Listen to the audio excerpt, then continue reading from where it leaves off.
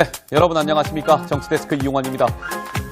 어느덧 하루하루가 흘러 즐거운 금요일 오후 시간이네요. 포근한 오후 시간들 보내고 계신지요?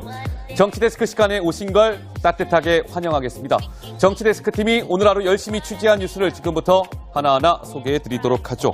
먼저 오늘은 초록색 조끼를 입고 있는 강병규 기자의 브리핑으로 출발할까요? 네, 김정은이 지난해 12월 다녀갔던 백두산, 바로 그 자리에서 찍은 영상을 채널A가 단독 입수했습니다. 백두산의 케이블카역인 백두역의 모습도 보였는데요. 김정은은 이곳 백두산을 왜 찾았을까요? 그가 찾을 때마다 북한에 큰일이 일어난다는데 중대 결심을 했던 걸까요? 한번 짚어봤습니다. 네, 백두산 천지의 모습 궁금하시죠? 잠시 후에 공개하도록 하겠습니다. 자, 이어서 노은지 기자의 브리핑을 들어볼까요? 네, 정치데스크 팀에 오늘도 특별 손님이 찾아왔습니다. 수많은 사람들이 저마다의 역할로 세상을 바꿨던 1987년, 그때의 이야기를 들려줄 인물인데요. 자신을 모델로 한 영화 속 인물이 본인과 성격이 조금 다르다고 합니다. 들려줄 얘기가 많다는 특별 손님, 잠시 뒤에 공개합니다. 네, 알겠습니다. 기대가 되네요. 자, 요즘 무엇보다 아주 바쁜 곳이 아닐까 싶은데요. 오늘은 먼저 통일부로 가보죠.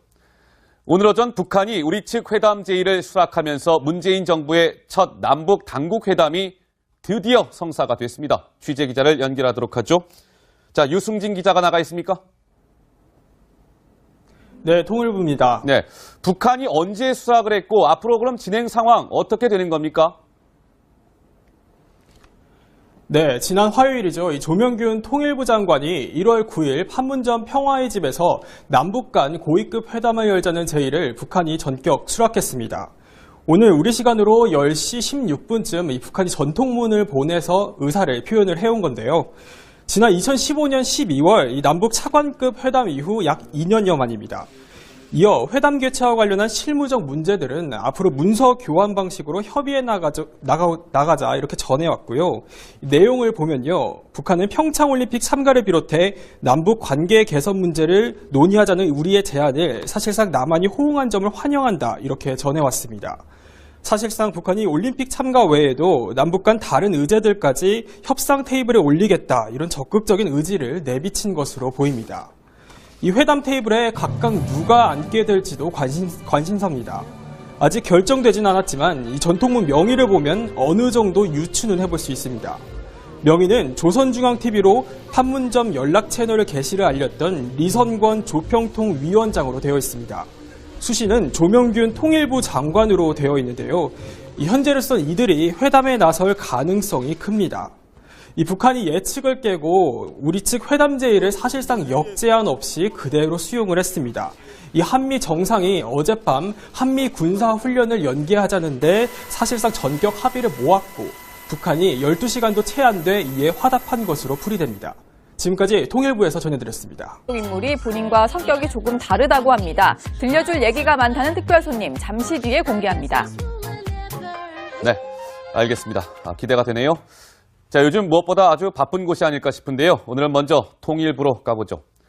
오늘 오전 북한이 우리 측 회담 제의를 수락하면서 문재인 정부의 첫 남북 당국 회담이 드디어 성사가 됐습니다. 취재 기자를 연결하도록 하죠. 자, 유승진 기자가 나가 있습니까? 네, 통일부입니다. 네, 북한이 언제 수락을 했고 앞으로 그럼 진행 상황 어떻게 되면요. 북한은 평창올림픽 참가를 비롯해 남북 관계 개선 문제를 논의하자는 우리의 제안을 사실상 남한이 호응한 점을 환영한다 이렇게 전해왔습니다.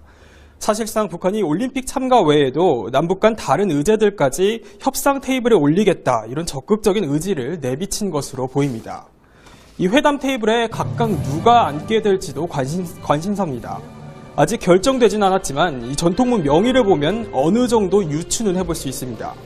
명의는 조선중앙TV로 판문점 연락 채널을 단독 입수했습니다. 백두산의 케이블카역인 백두역의 모습도 보였는데요. 김정은은 이곳 백두산을 왜 찾았을까요?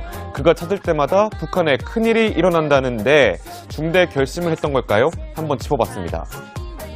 네, 백두산 천지의 모습 궁금하시죠? 잠시 후에 공개하도록 하겠습니다. 자, 이어서 노은지 기자의 브리핑을 들어볼까요? 네, 정치데스크 팀에 오늘도 특별 손님이 찾아왔습니다. 수많은 사람들이 저마다의 역할로 세상을 바꿨던 1987년, 그때의 이야기를 들려줄 인물인데요. 자신을 모델로 한 영화 속